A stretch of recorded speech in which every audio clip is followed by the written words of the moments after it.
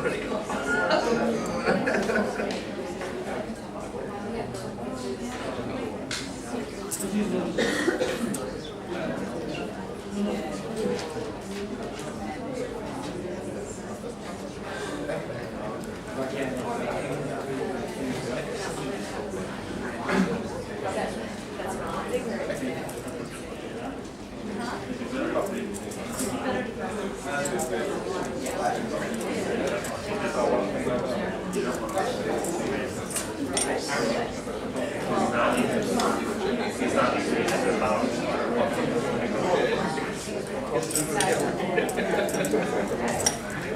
All right.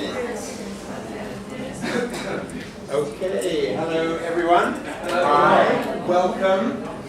I think most of you probably know my name is Graham Price. I haven't maybe said hello to everyone here, but hello if I haven't, and a very, very warm welcome to you.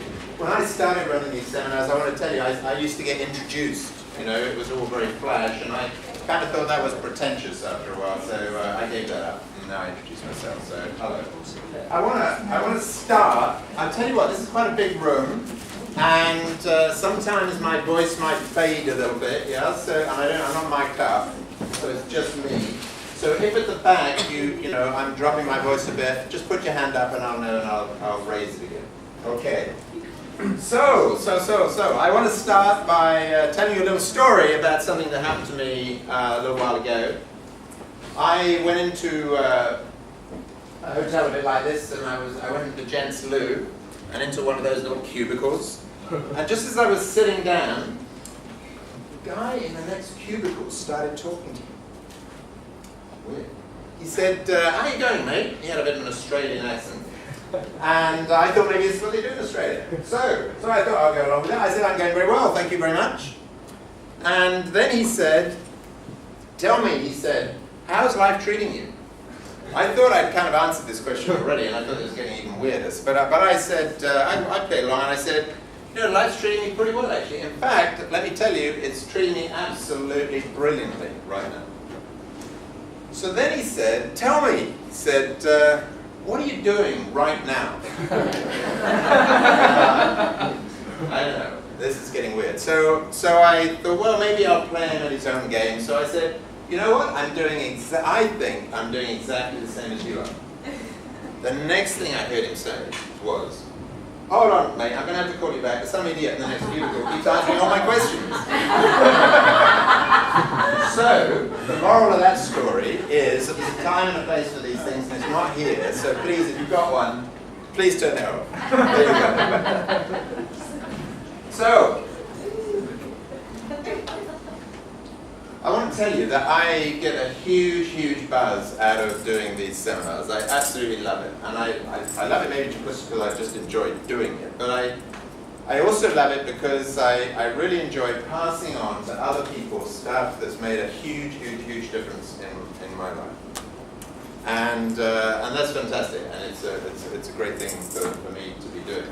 Maybe I should just spend a couple of minutes just telling you a little bit about my background. I'm not going to tell you my life story, we don't have time, but maybe the relevant bits. The first 35 years we can kind of forget about, because they were pretty mediocre. Don't need to talk about them, except for the fact that I was kind of a shy child. I was introverted, grew up that way as a teenager, and into my 20s, I guess, was still lacking in confidence. You know, I suffered a bit from depression every now and then, and quite a bit from anxiety, frankly, and I can remember having particular trouble talking to ladies, you know, like young men kind of want to do, and I used to, if I wanted to walk out and talk to somebody, you know, about you know what, I would walk up to them and I would sort of ask them the time, you know, that was the only thing I could think of. They would tell me the time, and then I couldn't think of anything else to ask them, so I kind of gave that up. I bought a watch, gave that up. Let me ask you, I find this really fascinating. How many men in the audience, this is a question to the men, have recollections back in their lives at some point of having difficulties with confidence around that sort of thing, talking to ladies, you know? Put your hand up if you recall. That is just about every man in the room, and that's not surprising. There is a lesson in this for the ladies, and it's this. If you ever see somebody staring at you looking nervous, my suggestion is you just walk up to them and tell them the time. then they are going to have to think something else to say. Things longer. So I got into, you kind of, when you're not very confident as a young person, it kind of improves a little bit as I went through my 20s. And I got to my 30s, and I went through a little bit of an upheaval, I guess, in my life in my mid-30s. And as a result, I ended up on a workshop, a kind of a seminar, a bit like this. It was a bit like this. And on that seminar, I learned some things about acceptance. And most of you know, I hope, that tonight is a little bit about acceptance. It's all about something called positive acceptance, something that I call positive acceptance. And I took that stuff that I learned in the seminar about acceptance, and I put it together with some stuff that I already kind of knew, because I had an interest in Eastern philosophy. I'd read a little bit about Buddhism, being on the evening class. And you may know, if you know anything about Eastern philosophy, that acceptance is a kind of core principle of Eastern philosophy. So I took out ideas out of Eastern philosophy, and I put them together with ideas that I got out of the seminar, which were kind of a little bit about feelings and other things, and I kind of scrambled them all together, and I came up with a kind of my own interpretation, if you like, my own way of using acceptance in my life. And it had an absolutely dramatic effect on my life. It was kind of the first thing I did in a big change in my life. In 2 months, my life was totally transformed. It was absolutely amazing. It felt different. I wasn't depressed anymore. I wasn't anxious anymore. I was doing amazing things. I was hugely hopeful, hugely motivated, doing all sorts of different things, getting involved in the stuff that I now do, all in a 2-month period. It was absolutely amazing what happened to me. Now, I didn't know. I just thought I was kind of a lucky guy, But as a result of that change, I kind of got interested in how people change. I thought, if I could change like that, maybe it's not unique. Maybe other people could too. So I became interested in the change industry, if you like, which is what this seminar I've been on was, after all. And I kind of learned a little bit about counselling. I did some telephone counselling, and then got trained as a counsellor, and then got a psychology degree, and then studied psychotherapy, and became a psychotherapist. So it was a change of career as a result of that. And I wasn't quite sure whether this stuff that I'd done in that sort of 1 or 2 months was going to be kind of relevant. And some of it was. Some of it fitted in really well with what I learned in psychotherapy, and some of it didn't. Some of it was additional, and which I then started using in my own practice as a therapist. And that stuff that I did is what I teach on my seminars now, the stuff that changed my life. And indeed, the first thing I did when I came out of that seminar that I mentioned to you is what we're going to cover today. That was kind of launched me, if you like, on a major change, a major transformation. And my hope is, and my experience is, that has the same effect on other people when they learn it. And I've been doing that for a long time as a therapist, and now I'm doing it in seminars. So that's kind of the background. That's my background, and that's how I came to be doing what I'm doing and teaching this stuff in seminars. I'm going to give you one more bit of background before we get into the meat of this, and I get to tell you what positive acceptance is all about. And that bit of background is some research that was carried out at the University of London a few years ago. Some fascinating research by some psychologists. And they wanted to find out how people generated major change in their lives, just major positive change, just by changing the way they think. In other words, they knew that people could change their lives by their circumstances changing. Changing career, moving to a house, or finding Mr. or Miss Right, or winning a gold medal at the Olympics, or climbing Mount Everest, or whatever. So circumstances can change people's lives, but they were interested in how do people create massive change in their lives just by changing the way they think, which is interestingly what had happened to me. So what they did was they kind of publicized their research really broadly.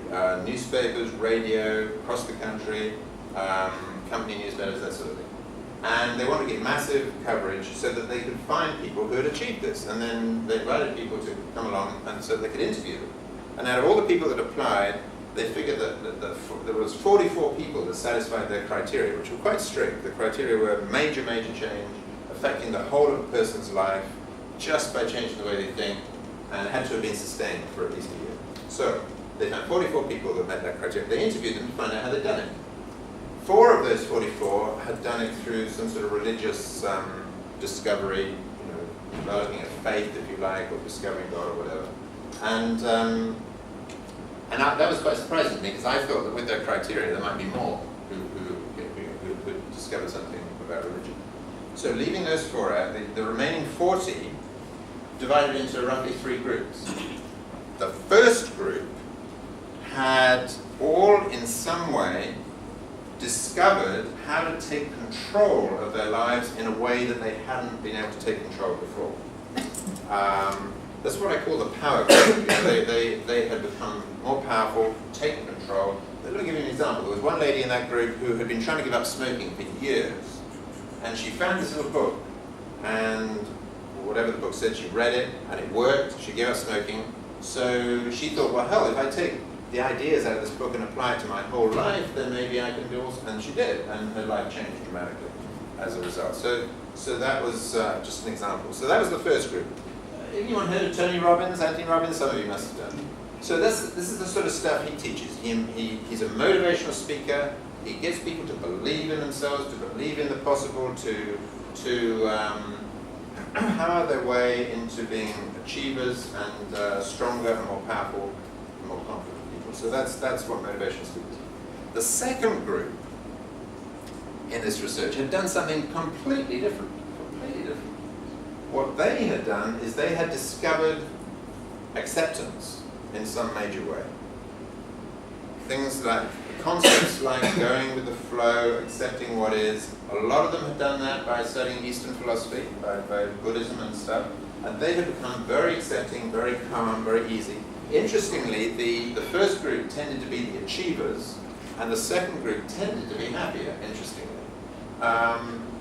So that was the second group, what I call the acceptance group. So we had the power group and the acceptance group. The interesting group is the third group. Because the third group was the group that the researchers were most impressed with. They were the group that had kind of got life completely sorted as far as the researchers could tell. What the third group had done is they had simply done both of what the first 2 groups had done. They'd taken control of their lives and become more powerful, and they brought acceptance into their lives in a big way. That is what happened to me. That is what I'm going to be talking about today. Some of you might think this is kind of weird, because the whole idea of being powerful and accepting sound like they might be contradictory. Yeah? 2 different ways of, if you like, of dealing with life. And what I found, and what I teach other people now, and have done so for a long time, is that no, the 2 go together really well. And you'll see one illustration of how that works today. By the way, let me just say, I'm going to put some charts up. We're going to get into some charts. When I do, anything that's on the charts, you don't need to take down, because if you're happy for me to, I will send them to you. In other words, I'll send you anything that appears on the screen. To do that, I need your email address so I can send them to you. If you have an email address and it wasn't on the list by that, or let's say if I haven't communicated or corresponded with you by email, then I don't have your email address. And if you've already given it to somebody at the door, that's fine. But if you haven't and you want me to send you these charts, I'm going to pass these around, and you can put your name and email address on here. But if you know I've already got your email address, you don't need to. There you go. Okay. So, at any time this evening, if you've got any questions, just holler out, raise your hand, whatever, and just throw them up. Anytime, just interrupt, anytime you want. Okay. So I don't want you to sit here and listen to me all evening. And so just to get you kind of a little bit participating, what I'm going to suggest is that you do this, that you introduce yourself to a few people around you, maybe either side, back, front, whatever. And when you do, when you tell them who you are, tell them one more thing. We're going to be talking a lot tonight about feelings. So what I would like you to do is tell them how you're feeling right now. So go ahead. I'll give you a minute or two to do that.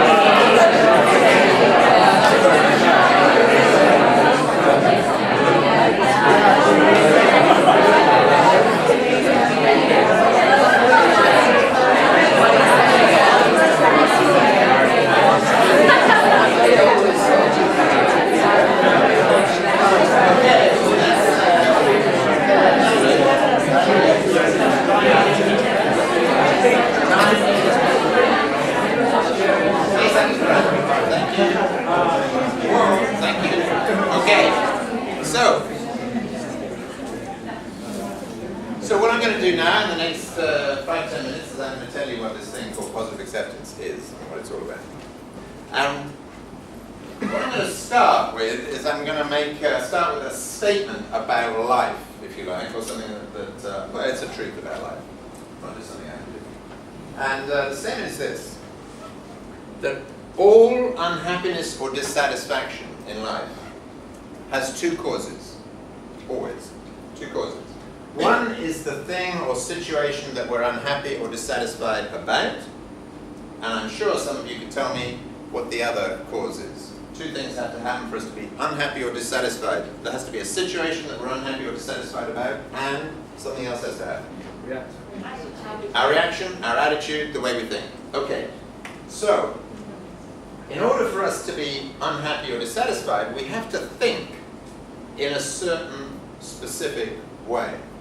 I used to ask the audience for this, but I got some amazing ideas and it took a long time, so I don't do that anymore. I'm going to tell you what I think. The way we have to think in order to be unhappy or dissatisfied about something. We have to want something to be different. We have to want something to be different, either from the way it was, or from the way it is, or from the way we think it may be in the future, if we're talking about worry or something like that. Yeah. Does that make sense? We have to want something to be different from the way it was, is, or may be in the future. Now, if that's true, if we have to want something to be different in order to be unhappy or dissatisfied, what if I could teach you a way of never ever wanting anything to be different? By the way, are we talking, maybe we could use the word acceptance at this point. If we say that's what acceptance means for the moment, acceptance means not wanting something to be different. Is that a reasonable use of the word acceptance? Not wanting something to be different, accepting it? Okay. So if I could teach you to accept everything, to never want anything to be different, would that be a useful thing for me to teach you? You might accept something, but you might not want to. Oh well, remember I did say that if I could teach you never to want anything to be different, never ever to want anything to be different. Remember we said that in order to be unhappy or dissatisfied, we must want something to be different. So if I could teach you a way of never wanting, would that be useful? I mean, I think the answer is a definitely no, and a few people said that around the room. I heard a few no's. So why would that not be a helpful thing for me to teach you? Because you have no control. You'd have no control. Yeah, that's an interesting one. You'd have no control because you just wouldn't want anything to be different. Because you just go along with yeah. whatever happens. Yeah, you would. That's right. To let bad things in the world happen. You'd let bad things in the world happen. Absolutely. How about you would never change anything? You'd never do anything? You'd never kind of, nothing would ever happen? I mean, somebody once gave me the answer, it would be like death. And I think that's right. If you never wanted anything to be different, it would be like death. It would be everything would just stop. And the world would not move forward. So, that wouldn't be terribly useful. How about this? Would this variation help? This is something called the Serenity Prayer. There's no religion in this, by the way, but it just happens to be called a prayer, and it's used by Alcoholics Anonymous and other people. And it goes like this: give us the serenity to accept the things we cannot change and the courage to change the things we can change. Would that solve the problem that I just mentioned about accepting everything? Accepting everything doesn't sound very helpful, doesn't sound very useful. What if we could just accept the things we cannot change and have the courage to change things we can change? Would that be useful? I confess, I thought it was. Yes. I imagine you probably think it is. I thought it was when I first saw it. I thought, right, I'm going to live my life by this. That's going to be great. I discovered it was totally useless. Didn't help me at all. And the reason it didn't help me at all is because what I found was that all the things that I was kind of unhappy or dissatisfied about, they didn't fall into the top paragraph at all. They all fell into the second one. I mean, if you think about it, I was kind of anxious, and I didn't want to be. And so wouldn't it have been better if I could have changed that, had the courage to change that, yeah? I maybe wasn't terribly satisfied in my job. Well, that wasn't something I couldn't change. There's no point in accepting that. I might have, it was in the second paragraph. If you're not happy with your job, you need to do something about it, okay? You need to find another job or fix the problem with the job that you're in. If you're not happy in a relationship, do you want to just put it in the top paragraph there, or do you want to put it in the second one? You want to put it in the second one, yeah? You want to do something about it. You want to make things happen. There's practically nothing in my life that ever fell in the top paragraph. I mean, the weather, yeah, you can't do anything about the weather, but I wasn't ever unhappy about the weather. You can't change the fact that Tim Henman is never going to win Wimbledon. But that wasn't what upset me. The things that I was dissatisfied about were all down here. So it didn't do anything for me. It just told me I needed more courage. Great. Okay. So, then I had a little realization. And that realization was that there are two things that you can never, ever change. One is the past, and the other is the present moment. You can never change the present moment, because in order to change the present moment, you would have to go back to some previous moment in order to make it different. You can never undo what already is. Yeah? You can change. You might be able to change the next moment, or an hour away, or a day away, or a year away, or whatever. But you can't change what is right now. You can't undo it. And yet, and here is the amazing thing, that almost all unhappiness and dissatisfaction involves wishing that the present moment was different. It involves wishing that something was already different from the way it is.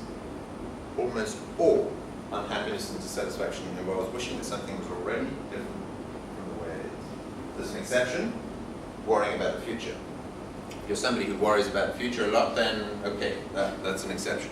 But if you think about it, any time you've been unhappy or dissatisfied, any time you've been irritated, any time you've been, I don't know, feeling low, any time you've been kind of annoyed about something, any time you've been less than perfectly happy about something, if you think about it, you will find that what you've been doing is you've been wanting something to be already different from the way it is. And that is wishing for the impossible, because nothing can be already different from the way it is. Does that make sense? So if that is true, if every time we're unhappy or dissatisfied about something, we're wishing that something was already different, which is wishing for the impossible, would it be helpful if I could teach you a way of not doing that? Of stopping wishing that things were already different. Yeah. What I found was that when I started doing that, my life changed dramatically, almost in a day or two, dramatically. And then it went on from there. The changes that I made kind of used that as a springboard to do a lot of other things. So, let me just put up a chart. Before I tell you how to stop wishing that things are already different, let me just put up a chart that gives some examples, if you like, of not accepting the past or the present moment. I'm including the past in this because if you want the past to be different, you know, regrets or whatever, if you want the past to be different, then it's the same thing. You're wanting something to be already different. Yeah, it's just back there instead of right now. Okay, so here are some examples. In fact, the first one is regretting the past, regretting something we've done or haven't done. Most regret is, in my experience, is about things we haven't done. Mine was. My regret when I was in my mid-30s was about all the ladies that I'd never got around to talking to do anything about it. You know, I was still single in my mid-30s, early 30s. So that was my big regret until I got into this stuff and I got rid of that. Okay, so that would be an example of not accepting the past, wouldn't it? Here's an example of not accepting the present moment, or the past. Being unhappy or dissatisfied about something that's happened or a situation that exists right now. Okay, this is very general, I know, it's not specific examples, we'll get into a few specific examples later. But this would be, if we weren't happy or dissatisfied about a situation that exists right now, then we're wanting it to be already different. Does that make sense? Yeah? Okay. So, here's another one. Wishing we already have more abilities, more confidence, better health, better looks than we currently have. That's where I was. Whoa, yes. I was kind of always wishing I had more abilities, more confidence. Yeah. Wanting something to be already different than the way it was. And here's a common one, being unhappy about or complaining unproductively about other people's actions. I'm all into productive complaining, you know, to achieve something. But complaining, just for the sake of complaining, is a waste of time. And normally if we're doing that, we're wanting something to be already different. Makes sense. Okay, so there's some examples. We'll give you some specific ones a bit later. Any questions? Just fire away. Graham? Yeah. I have a question. I was a little bit stuck on, you know, we were talking about accepting certain things. Yes. And one thing I was thinking about is the bottom one, where you have friends who believe certain values that I would disagree with. But it's not, I believe sometimes it's not always my place to change that. So I have to accept it. And it is sometimes a serious thing that I would like to You'd like to change the But- other people, but you have to But I accept also it. agree that I shouldn't change these people, I should accept Yes. they are different from me. And Yeah. so that is, Bit of a dilemma. yeah, Right. And what have you concluded? I'm stuck. Stuck. Yeah. Okay. Not Yeah. sure.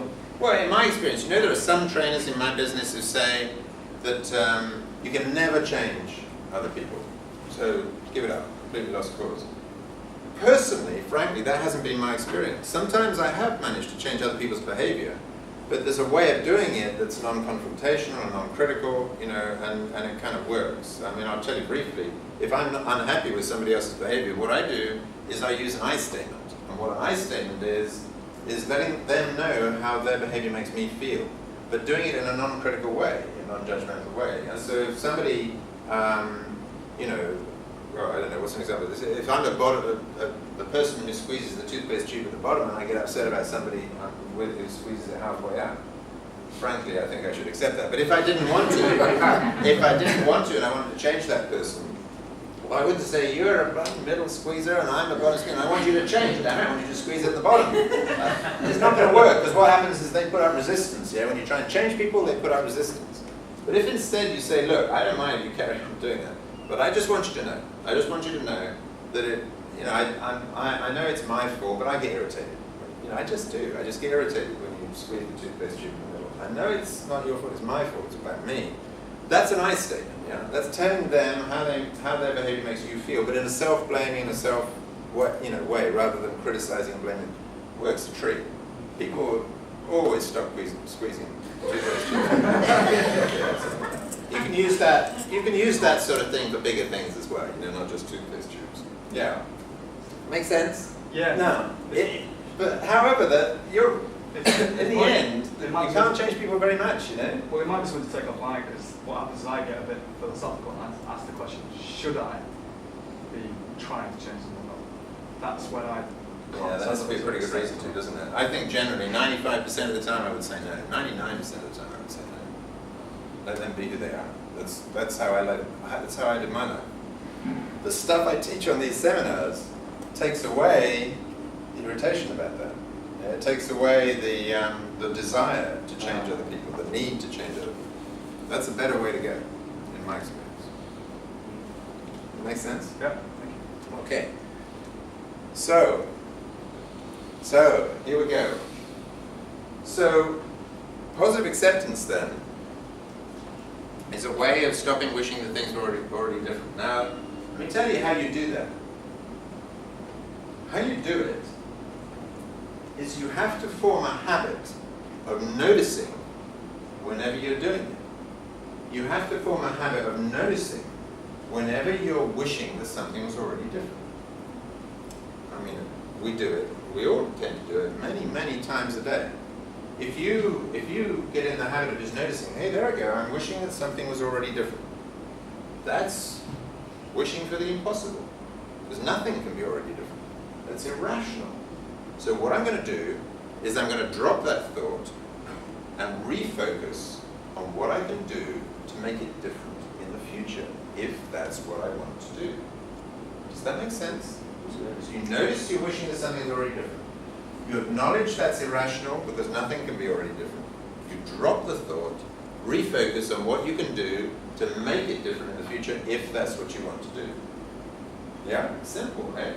Now, simple. Some of you might be thinking, wait a minute, there's a couple of problems with this. One of the problems that you might be thinking is drop the thought, I'm dissatisfied or unhappy about it, and here's me telling you to recognize that you're wishing that something is already different and just drop the thought. Hey, wait a minute, this is like, telling you to go and think positively or whatever. I mean, it's kind of, how can you just drop an unhappy thought? Well, amazingly, what we found is that if we recognize that what we're doing is wishing for the impossible, that what we're doing is irrational, if we recognize that and we recognize there's absolutely no benefit in it, then we can drop the thought. Just drop it and refocus on what we need to do, if anything, to improve the future, change it in the future, make it better in the future, whatever. That's it. That's positive acceptance. It's the end of the seminar. All you have to do is go out and do that, you know. Okay, so anyone got any problems with that? Does it sound kind of whoa, this sounds really difficult, or does it sound challenging, or does it sound like I'll give that a go, or how do people feel? There is a problem with it, by the way. Somebody might come up with it when I stretch you a little bit to say how you might react to that, how you might find it difficult, possible, challenging. Any problems with it? Okay. You can jump the thought. Ah, right, absolutely. You got there in one. Oh, it normally takes 5 minutes to get there. Okay, what about the feeling? Absolutely right. There is a problem, because what I'm telling you is a way to think rationally. You've probably come across lots of people who tell you how to think rationally. The problem with any rational thinking is that feelings tend to get in the way. They tend to get in the way. If we're upset about something, or if I'm really anxious about something, or I'm angry about something, or I'm angry with someone, or whatever, and feelings are, running freely, it is very difficult and probably impossible to switch to some sort of rational thinking while the feelings, the emotions, are running high. You know the difference between thoughts and feelings, by the way? Anyone want to just say quickly what the difference is between a thought and a feeling? Thoughts are up here, feelings are in the body. If you're experiencing a feeling, you will experience something other than just in your thinking. You'll be experiencing something in if you're angry, there'll be a tension. If you're anxious, your heart might be racing, or your hands might be perspiring, or whatever. So something's happening in the body when you have a feeling. The thought is just in the mind. Okay. So what we're saying is that when feelings are running strong, it's kind of difficult to suddenly bring in some sort of rational thinking. However, here's the interesting thing: feelings that are due to some reaction. If we're talking about reactive feelings. Something's happened and I have a reaction to it. Those reactive feelings tend to last very, very short time. I mean, it could be a matter of seconds before they die. Unless we keep feeding those feelings with more negative thoughts. Okay? So you might react to something that's happened, or somebody said something or done something. You have an immediate anger reaction. It might be a conditioned reaction, or it might be a reaction that's resulting from a kind of an automatic thought that you have. You have feelings running. If you don't keep feeding those feelings with more thoughts that say this person shouldn't have done this or whatever, that feeling will die really quickly. Now, the interesting thing about it then is that if you've got in mind this idea of what we're now calling positive acceptance, and you kind of just are aware of it, and you just watch the feeling. As soon as you put your focus on the feeling, just be aware of it, it will die really quickly. Now, I'm going to say a lot more about that in the second half of this evening. A lot about feelings. So I'm just going to leave it there for a moment. But what I'm going to say is that if we don't keep feeding the feelings with more negative thoughts, they will die quickly. And when the feeling dies, when it's no longer so strong, then you can bring in the rational thinking that I'm talking about. You can say, what am I doing? Am I wishing that something was already different? Yeah, I sure am. Is that crazy or is that not? It's pretty crazy. Humans do it all the time. Most humans do it 20, 30 times a day. We don't think, by the way, that... let me just put this chart up before I say what I was about to say. Whoops. I want to say what I'm describing to you, I called positive acceptance some years ago. And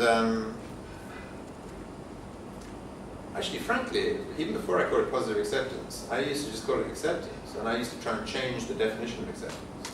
I used to say to people, let's redefine acceptance. Let's call it, instead of not wanting things to be different, let's call it not wanting things to be already different, because that's the crunch. Not wanting things to be already different. And people said, yeah, that sounds cool, and they went away, and they came back, and I said, how did it go? And they said, well, didn't like it because I thought if I accepted things, then it would be, I wouldn't want to change them. I wouldn't do anything. I said, no, it doesn't mean you don't have to change them. It just means you stop wishing that they were already different and then refocus on how to change them. And I thought, oh yeah, it went away. And what I realized it's impossible to change the definition of an English word. You can't, because people have got the old definition and they're not going to accept yours. So I came up with a new term, called it positive acceptance, and that seemed to work. And then, but that was a bit of a long-winded term when you use it as a verb. It's all right, it's a noun, but when you use it as a verb, it's kind of long. So what we did was we came up with a new word, acceptance. Some people don't really like it. The trouble is it's been around for quite a while now, and I'm not going to change it. So you'll have to accept it. So we call it now acceptance, and this is what it is. It's noticing whenever we're wishing something we're already different, recognizing we're wishing for the impossible, dropping that thought, and then refocus on what we can do, if anything, to improve the future. So that's what it is. And let me just say a little bit about this. Humans do this business of wishing that things are already different. Humans do it all the time. You may not have been aware of it, but you do it time and time again, and so did I, every day. Little things, big things, whatever. We don't think animals do it. It's interesting. I'm not sure, but we don't think animals wish that things were already different, so maybe they have a kind of an easier life than us. But an interesting thing, an interesting analogy, is to think about robots. Robots. Would robots be likely to wish things were already different? I like science fiction films, as long as they're not too violent, but there is a rather aggressive, violent film called The Terminator. Has anyone seen it? Terminator? The one I liked actually was Terminator 2. Kind of better than Terminator 1. Terminator 2, Arnold Schwarzenegger, who plays the robot, was the hero in Terminator 1, was the villain. So, I like watching this guy, not because it was, I particularly like the film, it's kind of a violent film, but watching the character that Arnold Schwarzenegger plays is interesting. He's a robot, but he's hugely intelligent, and massively more intelligent than the humans that he's struggling against. His job is to save the world, and these humans keep putting up, and other things keep putting obstacles in his path. Watching him through the film, it's pretty obvious, and maybe not surprising to you, that he never gets upset about it. Okay, he's just constantly focused on what do I need to do to save the world. So all these obstacles that are put in his path, he's totally unfazed, he just deals with them. So he doesn't have any problem with this human stuff, And why do you think he never gets upset? Why would you think he never gets upset? Because he doesn't have feelings. Interesting. Interesting, that. Because that's what most people say. He doesn't have emotions. Okay, humans have emotions, robots don't. But the interesting thing about that film is that he was kind of learning, the way humans are, and he was trying to copy them. And he obviously developed an attachment to humans, and he started to develop some feelings. But he still never got upset. The reason, in my view, that he never got upset is because whoever programmed his brain never programmed him to wish that things were already different. I mean, if you were making a robot, why would you program it, or him, or whatever you want to call it, to wish that things were already different? It would be stupid, wouldn't it? Because it would be a complete waste of time. I mean, he wouldn't achieve anything. Why would you want a robot that wished that things were already different? You want a robot that's going to fix things and do things and achieve things and so on. So he wasn't programmed to do that. Because he never ever, so all these obstacles that came in his path, he didn't sort of say, oh Christ, here we go again, I wish this wasn't happening, this is terrible, and so on. He just fixed it. Okay, he just did what was needed. He didn't ever wish things were already different. Now, I'm not trying to train people to be robots, don't get me wrong. I want people to be human and full of emotions and stuff. I love it. I love feelings and emotions. But it might be useful, if we could just make a little adjustment to our to our thinking, so we can stop wishing that things were already different. Does that sound reasonable? Because then you'd be able to be an Arnold Schwarzenegger. You wouldn't be able to do anything. You'd be able to fix things. Wouldn't keep getting upset about things. Okay. Any questions? Am I going too fast for you? Everyone keeping up? Yay. I've tried to do that in my life. Stopping, realizing that I'm wishing for a situation to be different. To be already different? Already different. Okay, yeah. And drop that thought and put a positive thought into it. Then this is part of me that feels I'm not being honest with my feeling, that I'm kind of putting it aside or avoiding it, even though I experience the feeling and then I say to myself,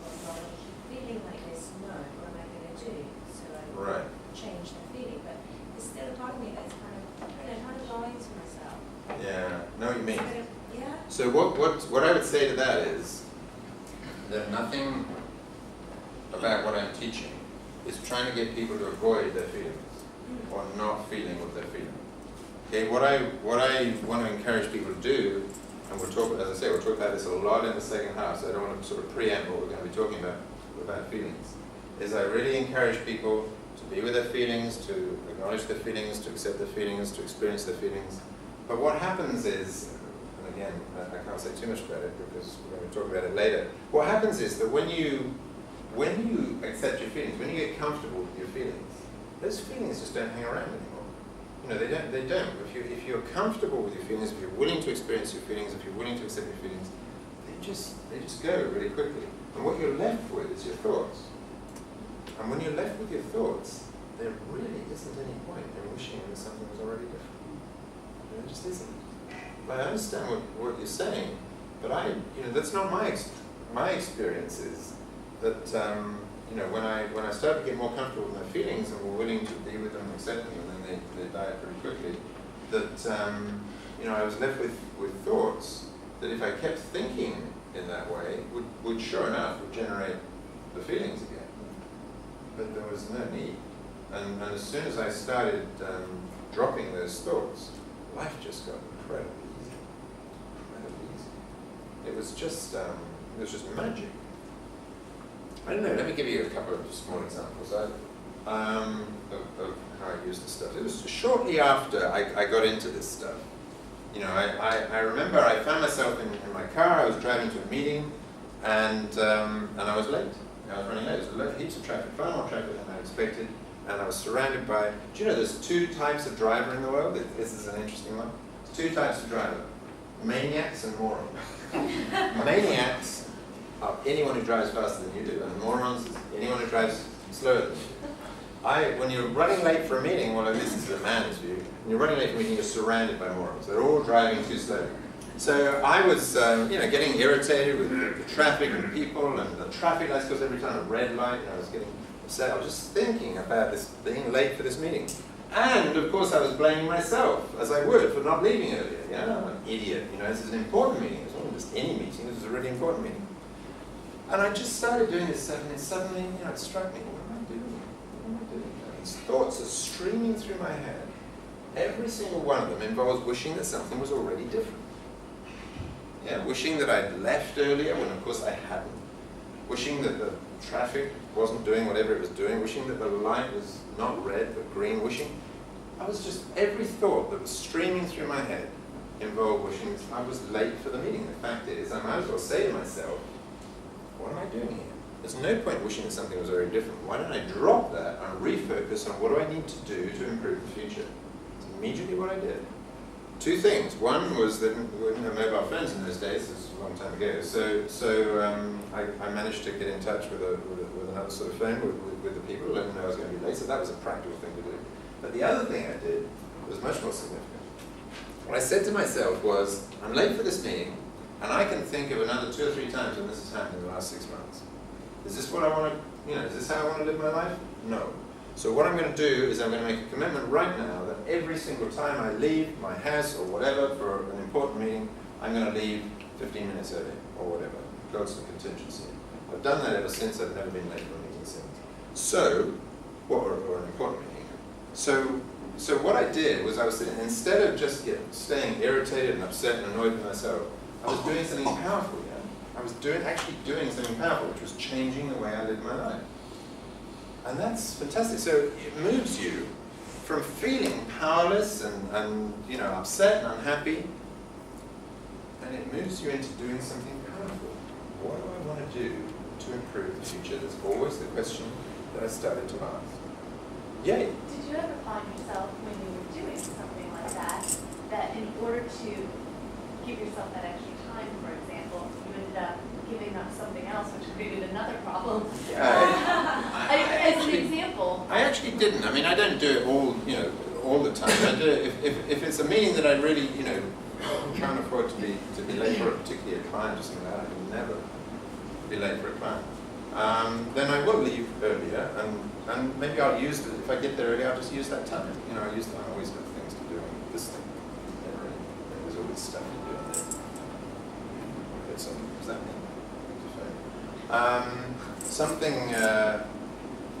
So it hasn't been a problem.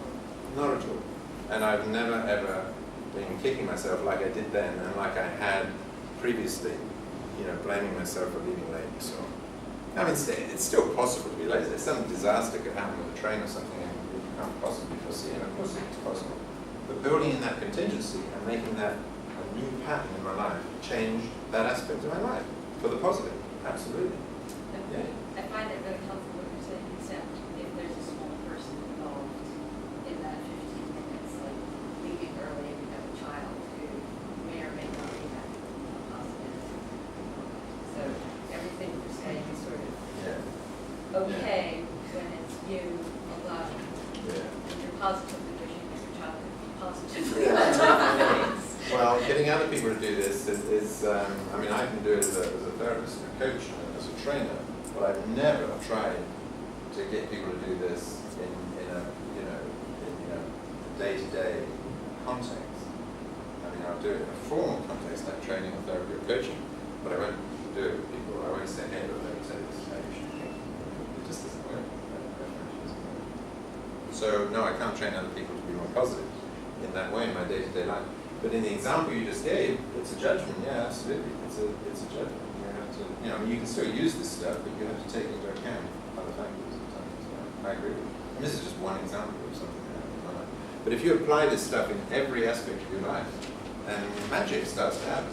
Absolute magic starts to happen if you apply this way of thinking to your life, day to day.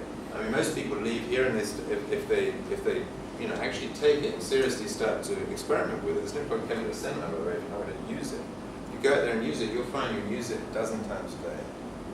No problem, initially. Now, what happens then is, you start forming a new habit here, a different way of thinking. What happened to me was, I consciously used this technique, if you like, this positive acceptance technique, several times a day, and kept using it, and it was fantastic. I thought, this is great.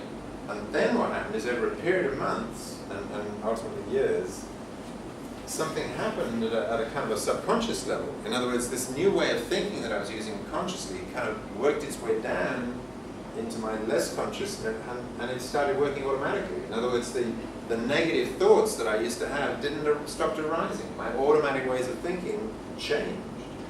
So now I don't have to use this very much, because the negative thoughts don't arise anymore. It's amazing. Absolutely amazing. Huge change to the way I used to do. Huge change. Is this a bit like being trained in your new plan? Absolutely. It's exactly what it is. Yeah. But that took, I have to say, that took a few months just before that started happening. Until then, I was just, routinely using this consciously. And that's what happened. Yeah, amazing. So, so do you think you could go out there and play with this? Practice it, experiment with it, see what it does for you? I suggest you do. I think it's, here's a little principle I invented. The Paxceptance Action Principle. So this kind of sums it up. It says what is, and there's no point wishing that what is, isn't. If we want to change the future, we won't do it by wishing, we need to act. So those are the two halves, if you like, of this Paxceptance thing. Okay, so what we're going to do, unless there's any more questions now, what we're going to do is do a little exercise. I'm going to get you to close your eyes. I promise I won't go around and steal anything while you do. I'll be the only one with my eyes open. Get you to close your eyes. No, not right this second. I'm going to tell you what's going to happen. And when you've got your eyes closed, I'm going to kind of give you some situations. Some imaginary situations. And I'll talk you through initially the Paxceptance thinking, yeah? And then we'll do some others where I won't talk you through, you just do it on your own. And see how it goes. See how it goes. And see what it feels like to change your thinking in these situations that I'm going to present to you. And remember, let me just put it back, just to remind you, it's noticing whenever we're wishing something we're already different, recognizing that's not on because it's irrational, it's wishing for the impossible, drop the thought, refocus on what we can do to improve the future.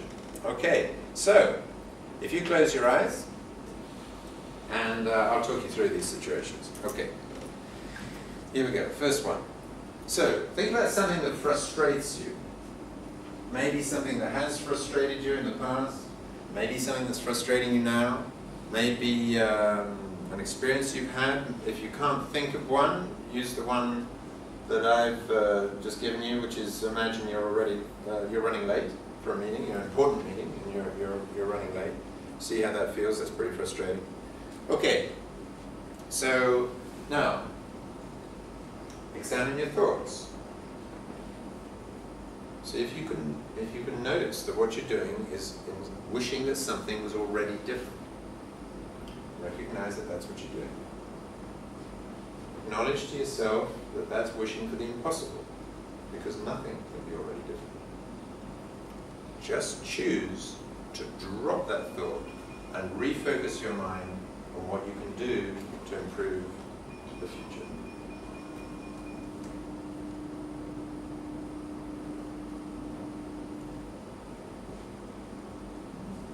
Okay, let's change to another situation. Think about something you regret.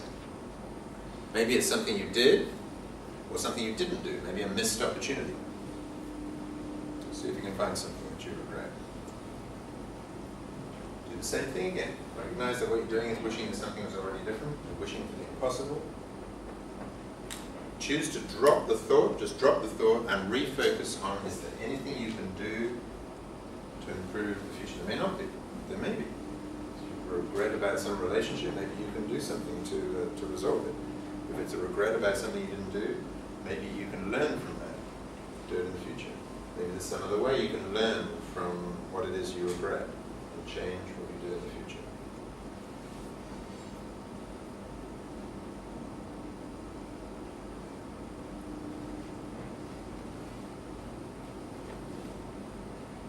Okay, third one, last one. Think about something that somebody, this is a tougher one, something that someone else has done or said that you don't like.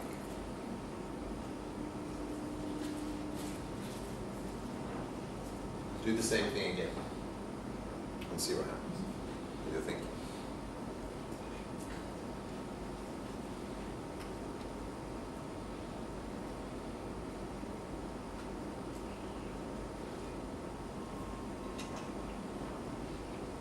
Okay, so rather than bringing up any issues that you've got with me right now, what I'm going to suggest you do is pair off. If you come with somebody you'd rather pair up with somebody else, I'm sure they won't be offended. Pair off and just talk about in pairs the exercise that we've just done, or anything that we've talked about so far this evening, and just have a bit of a conversation about it and see whether you can resolve any issues between you. And if not, then you can raise them with me afterwards. Sound okay? So pair off, and if we end up with an odd person, then make it 3. And I'll just give you a couple of minutes each, not very long. Okay, go ahead. So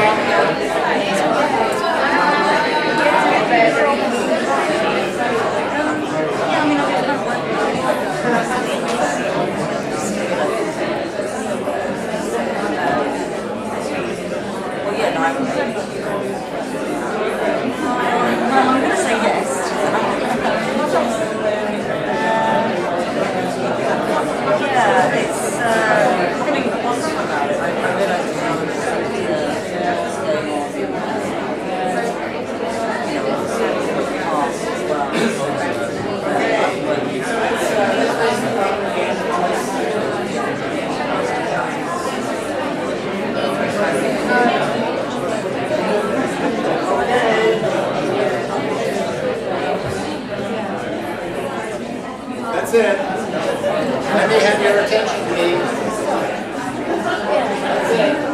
Okay. So tell me, has anyone, you talk about it among yourselves, anyone got any issues that they, are unresolved you'd like to raise with me? I may answer it, of course, as trainers often do, but we'll talk about that later. But any issues? Anything you're not comfortable with? You can go ahead and do it. Oh, yay. Stephanie. As far as the feelings go, I sometimes let my feelings just run riot, and then I make decisions that perhaps I shouldn't have made, or say things I perhaps shouldn't have said, Sure. and just go crazy. And I shouldn't hit by anybody. But the thing is that I've been brought up for years to not even feel my feelings, or not acknowledge my feelings. So now I'm at a point where I can be angry, and that's good. But then it's like I've lived a certain way, and now I'm living another way, and I haven't found a balance. So I don't know when to switch my brain off and say, all right, that's no. So how do you know